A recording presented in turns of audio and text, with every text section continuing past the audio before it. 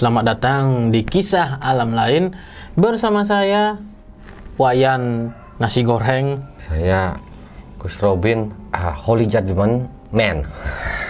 Oke, di video kali ini, di Kisah Alam Lain kali ini kita akan mengungkap sebuah kasus. Sebenarnya ini bukan mengungkap ya, tapi sebenarnya apa sih yang terjadi di kasus ini. Ya, seperti yang kita tahu beberapa tahun lalu, tahun 2015 ada kejadian kasus yang namanya kasus pembunuhan Angelin, seorang anak kecil ya, yang dibunuh oleh ibu tirinya. Jadi ini kasusnya sudah selesai ya, sudah ditemukan pelakunya dan dipenjara, sudah divonis, berarti ya sudah menjalankan hukumannya. Jadi ini kronologinya ini cukup panjang sih sebenarnya ini ya, tapi singkat saja ya. Intinya saja kronologinya ini berawal dari hilangnya Angelin. Lalu dicari oleh kakak angkatnya, namun tidak ketemu sampai akhirnya kepolisian, pemerhati anak datang, ada menteri juga yang ikut mencari, masyarakat, netizen mencari, hingga akhirnya tidak ketemu begitu. Lalu ditanya ibu angkatnya, ini kemana? Hilang katanya, nggak tahu kemana. Lalu dari beberapa narasumber gitu ya, menyatakan bahwa dapat ditarik kesimpulan bahwa sepertinya Angelin ini tidak bagus gitu, dibiarkan ke ibu tirinya. Mending badan sosial anak gitulah ya, yang jelas pemerintah gitu mengambil asuh dari si Angelin ini. Mungkin sudah tercium bau-baunya. Iya, lebih baik kami saja yang mengasuhnya begitu. Hingga akhirnya terus menjadi tanda tanya kan, ini kemana? Sudah dicari oleh polisi ke daerah Jawa gitu, dicari seluruh Indonesia gitulah ya, dicari, namun tidak dapat ketemu. Tapi pada akhirnya itu ditemukan sudah menjadi jasad, tepatnya di rumahnya ya, di kandang ayam, dikubur dengan beberapa sampah dan bonekanya juga. Lalu dicari kan oleh polisi, ini kenapa bisa seperti ini. Akhirnya itu ya, tersangkanya adalah pembantu dari ibu angkatnya dan ibu angkatnya sendiri.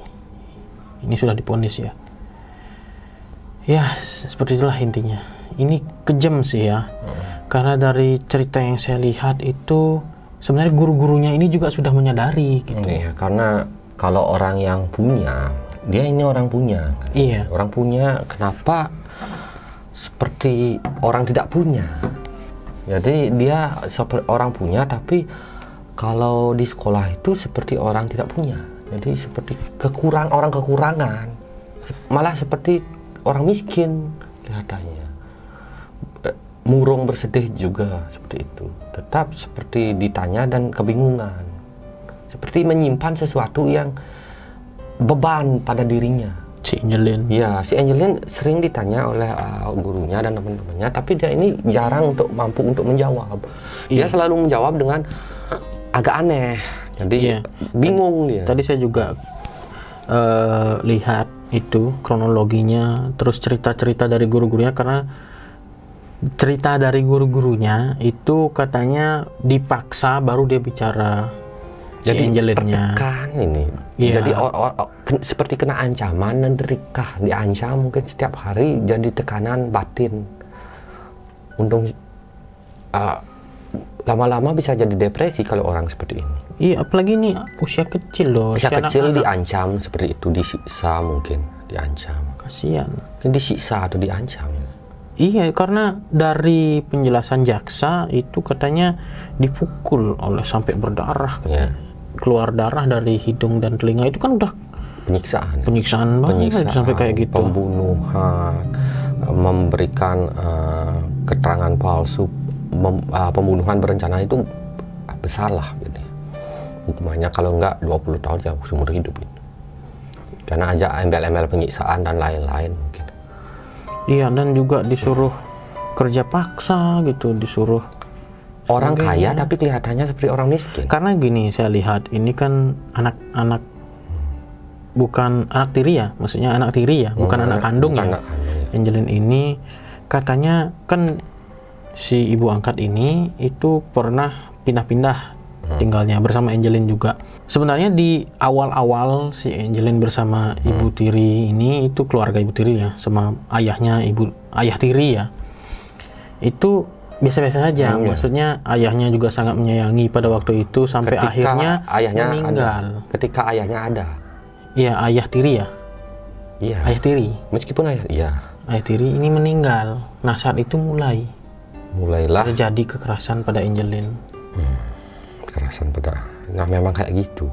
Mungkin ayah tirinya ini sayang dengan Angelin, tapi bu tirinya tidak. Maybe ya. Tapi dari beberapa, dia sih bersaksi sangat sayang. Ya, bibir bisa berbicara, sampai kembung pun bisa berbicara, tapi kenyataannya kita tidak bisa. Saya tidak mencuri, saya tidak mencuri, saya tidak mencuri, padahal sudah di bibirnya buah-buahan itu sudah dipunya. Ya mau gimana lagi, sudah digenggam di kantongnya buah-buahan, saya nggak mencuri, saya nggak mencuri, padahal udah ada bukti nyata, udah ada dia mencuri, bilang tidak mencuri, ya udah kelihatan dari CCTV contoh apa-apa. Terus bilang tidak mencuri, kan bibir bisa bicara apapun. Ya. Namanya juga bibir gitu. Ya, kalau dilihat dari gaib nih Gus Rupin, sebenarnya apa yang terjadi pada waktu itu? Pada waktu hari Angelin bapak tirinya menangis sebenarnya. Selama ini itu bapak tirinya menjaga Angelin sebenarnya. Menangis sering. Bapak tirinya yang sering untuk menjaga Angelin, saya lihat. Dan saya lihat juga ada orang nenek tua dan kakek tua yang menyayangi Angelin secara gaib. Namun ya namanya mereka gaib. Mungkin mereka juga menunjukkan kebenaran yang sejati. Hingga Angelin terungkap kematiannya. Karena rasa tidak terima, mungkin malaikat menunjukkannya untuk diungkap. Nah, Angelin juga sudah mendapat tempat yang baik di sana. Alamnya indah ya. Kalian tahulah apa alam indah itu. Nah, sekarang ya ini dah namanya juga orang, kalau sudah namanya uang bisa gelap mata gitu. Saya yakin ini ada motifnya, Ibu. Mungkin saja harta, mungkin uang, atau mungkin kebencian yang selama ini dia ingin melakukan ketika suaminya meninggal. Saat itu memang kayak gitu. Tiri itu, contoh kita punya ibu tiri, punya bapak meninggal, ibu tiri. Ketika ada bapak baik, ketika bapak sudah meninggal ya hancur lebur. Sering terjadi kayak gitu, tapi tidak semuanya. Berarti saya tidak menjudge orang yang mempunyai anak tiri, karena tidak semuanya seperti itu, tapi banyak kejadian seperti itu. Orang tua kandung itu memang jauh terkadang lebih bagus daripada tiri, tapi tidak semuanya juga sama. Jadi ada juga orang tua tiri itu sayang banget, suami istri ini sayang banget sama anaknya. Ada, saya sempat bertemu dengan orang seperti itu, tapi anaknya ini yang benar-benar, maaf ya, nakal. Anaknya nakal ya, membuat kecewa orang tuanya. Iya, apa yang terjadi pada di hari pembunuhan itu si Angelin? Diapain gitu? Apakah Angelin ini ada maaf ya, dilakukan gitu sama pelecehan ya? Katanya sih ada, mungkin ya. Memang pelecehan, terjadi pelecehan. Ada pelecehan. Adanya pelecehan seksual pada dia. Disiksa, dibunuh. Bunuhnya dicekik? Iya, menggunakan benda tumpul juga. Dipukul, dicekik, diperkosa, ditanam. Ini masuk sadis sih gitu. Jadi lengkap gini ya. Kriminalnya lengkap lah. Ini termasuk pembunuhan sadis. Jadi pantaslah hukuman seperti itu. Namanya juga pembunuhan sadis ya.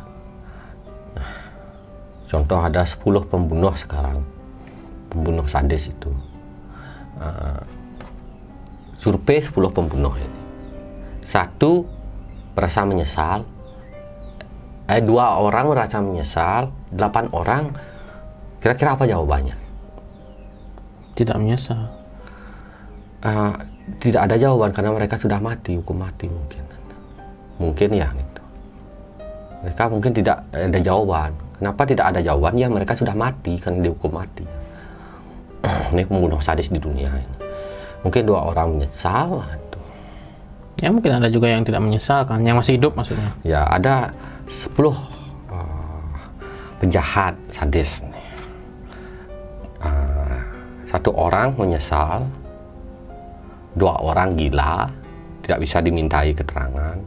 Yang lainnya bagaimana? 1 orang menyesal, yang lain gila, yang satu lagi sakit. Enggak, ini masih 7. Kan ada 10 ya. Yang 3 lagi melarikan diri mungkin. Melarikan diri mungkin. Yang 3 lagi. 7, yang 7 lainnya. Bukan 3 lagi sisanya. Oh, lagi 7. Lagi 7 sisanya. Ya, yang 7 ini udah mati mungkin ya. Nggak tetap mati kok. Yang 7 lagi ya jawabannya menyesal. Jawabannya tidak menyesal. Jadi karena mereka sadis ya tidak menyesal. 1 menyesal, 2 gila, yang 7 lagi ya mereka tidak menyesal. Ini kalau penjahatnya masih hidup. Ya namanya juga penjahat ya. Sebenarnya ada 3 tipe loh sebenarnya. Penjahat ini, yang sadis-sadis ini ya. 1, dia tidak menyesal. Tipenya easy, medium, atau hard? Bukan. Yang 1 ini tidak menyesal. Yang 2 ini tidak mau untuk menyesal. Ya, terus? Yang ketiga ini 7. Kan ada 3 saya tadi sebut. Ada 3, yang 1 tidak menyesal. Yang kedua tidak setuju untuk menyesal. Yang terakhir ini senang melakukannya. Itu psycho namanya, itu kelainan. Ya kan 3 tidak menyesal, ini juga tidak menyesal. Yang 1 lagi tidak bicara. Kenapa? Karena sudah di alam kubur. Lalu saat dikubur dikubur itu apakah arwahnya ini sudah? Iya, saya pernah berkata melihat maksudnya. Melihat. Karena kan orang meninggal itu diberikan kesempatan oleh malaikat untuk melihat keluarganya, untuk datang ke keluarganya. Apa yang arwahnya Angelin? Menangis. Tidak ada jalan menangis. Ya menangis, anak kecil segitu ya bagaimanapun pasti menangis. Lalu siapa yang menjemputnya gitu? Ada malaikat yang menjemputnya. Ada malaikat tugas menjemput orang meninggal. Ada biasanya mendampingi. Sesi kalau seorang wanita, malaikatnya wanita menyebutnya. Kalau kita laki-laki, penjemputnya laki-laki. Jadi kalau penjemputnya nanti, contoh orang meninggal itu laki-laki dijemput oleh malaikat cantik, nanti terjadi sesuatu yang aneh. Jadi harus dijemput sesuai dengan jenis kelaminnya. Ini gempar dulu ya. Di Bali sendiri ini gempar dulu. Di Denpasar sendiri ya, karena tergolong sadis dan tergolong seperti kita ingin tahu loh gitu. Maksudnya jangan disembunyikan jangan lagi gitu. Ini benar-benar membuat pekerjaan polisi itu puyeng. Kenapa? Ini penjelasannya itu tidak masuk akal. Banyak penjelasan yang tidak masuk akal. Jadi mungkin adanya kecurigaan dengan penjelasan yang berbelit-belit dan tidak masuk akal. Tidak nyambung gitu sebenarnya. Cuman karena mengikuti prosesnya, ya mau bagaimana lagi? Karena belum ada bukti, jadi karena sudah ada bukti mungkin. Secara gaib nih Gus Ropinya, secara gaib. Ini kan waktu dari hilangnya, ini kan udah meninggal ya pada waktu itu ya, meninggal sampai ditemukan itu kan agak lama ya. Ini apa yang terjadi di sekitar, secara gaib nih, sekitar rumah itu? Apa yang Gus Ropin lihat secara gaib? Ya seperti tadi ada tangisan, tidak semuanya makhluk gaib itu baik saja gitu. Ada makhluk gaib buruk yang mungkin kesana gitu. Untuk mungkin kan ibu tirinya atau ini pembantunya diikuti oleh sosok gaib buruk. Jadi tidak satu rumah itu belum tentu sosok gaibnya baik saja. Bisa saja ada sosok gaib buruk. Nah, di sana mungkin terjadi sebuah agak cekcok atau apa, mungkin terjadi sebuah sengketa gitu dalam gaib. Ini saya sedang mencari lokasi rumahnya ya. Masih ada atau enggak saya nggak tahu ya. Coba kita lihat. Ya, intinya ini adalah suatu kasus yang cukup membuat kita bergidik ya. Anak kecil belum mengerti akan pahitnya dunia, belum, padahal di usia-usia segitu masih dalam riang-riangnya ya, riang-riangnya seorang anak gitu kan ya. Tapi diperlakukan seperti itu, rasanya kok ya kita doakan saja lah ya. Anjelin. Nah, benar atau tidak ini hanya terawangan? Apakah ada hubungan khususkah pembantu tersebut, laki-laki nih, dengan ibu tirinya? Nggak tahu ya. Ya, hanya Tuhan yang tahu. Ya, yang pasti kasus ini sudah selesai, Ya, sudah divonis, sudah ada hukumannya. Sudah selesai saja ya. Oke, itu saja ya di kisah alam lain ini. Jangan lupa untuk di-share, subscribe, like, dan juga untuk komen silakan di bawah. Hidupkan juga lonceng teman-teman, ketika ada video baru ada notifikasinya. Kami pamit undur diri, saya Dadang Jahe. Bentar dulu, jika ada 10 pembunuh, lagi-lagi. ya. 10 pembunuh ini, jika ditanya, yang satu itu menyesal, gila, yang 9 kira-kira bagaimana? Waras, gila juga, karena pembunuhnya ini semua masuk rumah sakit jiwa. Oh gitu. Oke, sampai jumpa di video selanjutnya. Pramosanti. Om Santi. Om. Sia.